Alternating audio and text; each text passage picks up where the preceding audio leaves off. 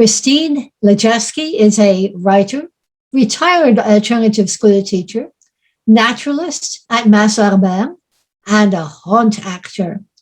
Her published works include novels Jator, Bone Belly, and Erring on the Side of Calamity, as well as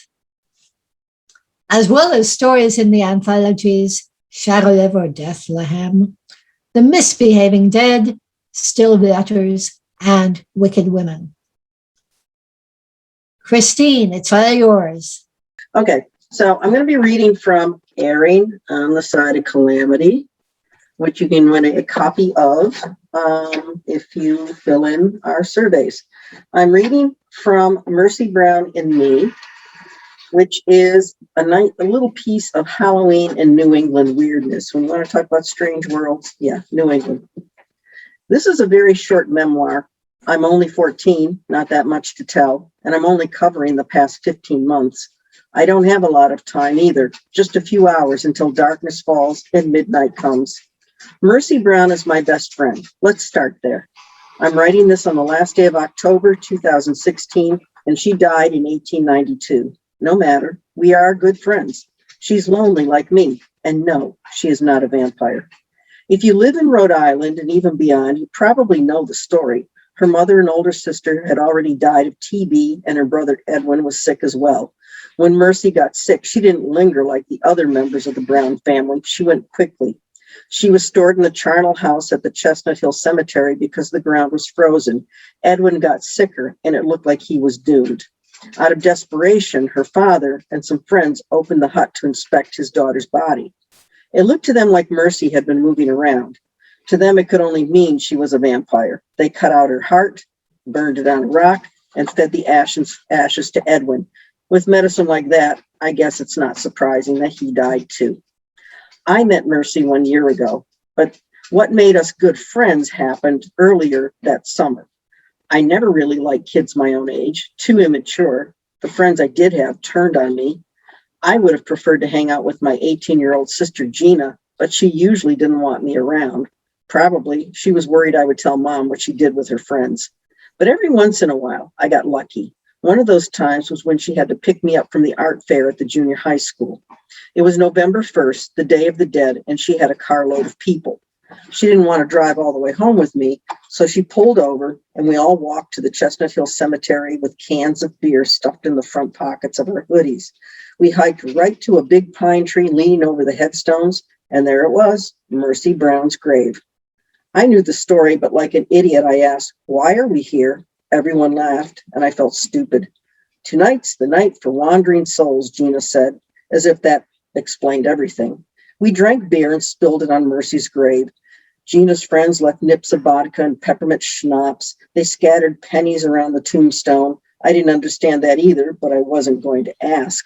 They all began to drift in different directions, hoping to run into Mercy, I guess, but I stayed to examine the grave goods. There were crystals and the devil card from a tarot deck. I saw a pass key from a local motel and a torn photograph of a guy, someone's ex-boyfriend, I suppose. There were 2 headbands with springy alien bobbleheads attached. I was only 13, but I could see that this poor dead girl was whatever people needed her to be, starting with her dad and continuing to present day. It struck me for the first time that my big sister was kind of silly and immature. Sorry, Gina. I looked up to find I was completely alone. I panicked. Who wouldn't? I followed the sounds of voices to the charnel house on the far right of the cemetery. My sister was there with her friend Lorinda. "This is where they kept her body and cut out her heart," Gina said. "This is the most haunted part of the cemetery." Like she knew. "We've never seen her, though," said Lorinda. "I don't think they keep bodies in there anymore." They joined the others wandering among the graves, searching for anything remotely ghostly. I leaned against the door of the charnel house. It was a stone building backed by a wall. The roof was covered with dirt and overgrown with shrubs and weeds. I heard Gina call, "I got to get you home, Julia. It's a school night." But nervous as I was in the darkness, leaning against a house of the dead, I didn't want to leave. When I finally pushed myself away from the door, I heard a girl's voice. "I would give anything to leave this place too." I almost pissed myself as I ran to my sister. But then I started thinking, You see, Mercy Brown is a girl with a hole in her chest. Mercy Brown is a girl with her heart ripped out. If you ever had your heart ripped out, if you know what that feels like, you can understand why she feels stuck. I do know. So, of course, I went back. I took the late bus home from school a few days after my first visit, but got off at a stop close to the church. It was November in New England, so the sun was already setting. I ducked into the shadows behind the stone wall bordering the cemetery, and as I approached the stone crypt, there she was, sitting on the roof in the tall weeds that grew there. She wore a white dress trimmed with wilted lace, all of it yellowed and stained with terrible brown and green death fluids. In the center of her chest was a hole. The material around the hole was torn and fluttered in the cold like trembling moth wings. The edges were black from either old blood or mold, I don't know which. Our eyes connected, and I thought she was going to cry. She reached out one hand to help me up to the roof. "Everyone else looks through me," she said. "How is it you can see me?" I sat down next to her and said, "I'm Julia, and I know how it feels to have your heart ripped out." Before I knew it, the whole story poured out of me. Of course, I had to explain it in a way a girl from the 19th century would understand. I told her how just last summer I was in love with a high school sophomore who asked me for some naked pictures. I sent them to him, and the next thing I knew, my picture was everywhere. Mercy looked confused. I said something like, "It's easy to take pictures now. You don't have to sit a long time. It's like 1 second, and then it's done. And then it's too late. You can't do anything to stop where it goes next." I told her he had done this before with other girls, and they were too embarrassed to say anything.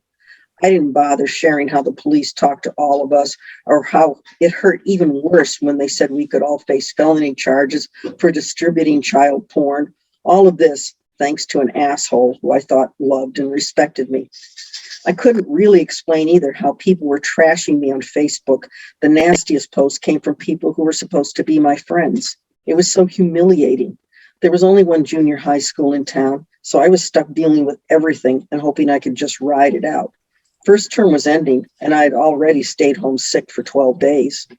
But Mercy understood betrayal. She stroked my hair and whispered, "Poor Julia, poor girl. How could a respectable young man treat his sweetheart that way? I would have died of mortification." Not even Mom had said something like that to me. She just kept asking me why I had been so dumb. And didn't I know that some boys out there just wanted to use me?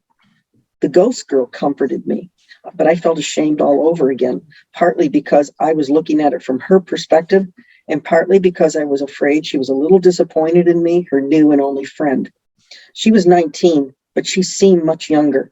I was embarrassed to think of all the things I knew, even the nasty words I'd heard, that she would have been clueless about. Then she squeezed my hand. It felt like slipping on a soft but freezing cold glove. It was wonderful and exciting, like a toboggan racing down an icy slope. My heart overflowed with happiness. I knew she understood my broken heart and would never turn her back on me. I'm going to stop it there, but I'm just going to mention, yes, you can visit Mercy Brown's grave. It's the tokens left at her grave that was my inspiration for this story. And I also want to recommend another book, and it's this one, Food for the Dead, by Michael E. Bell, a professor in Rhode Island. And he explores all the background and stories of the New England vampires, none of which are vampires, but apparently there's a folk medicine tradition of disinterring bodies and taking out the hearts, and most of it coming from Rhode Islanders. So go figure.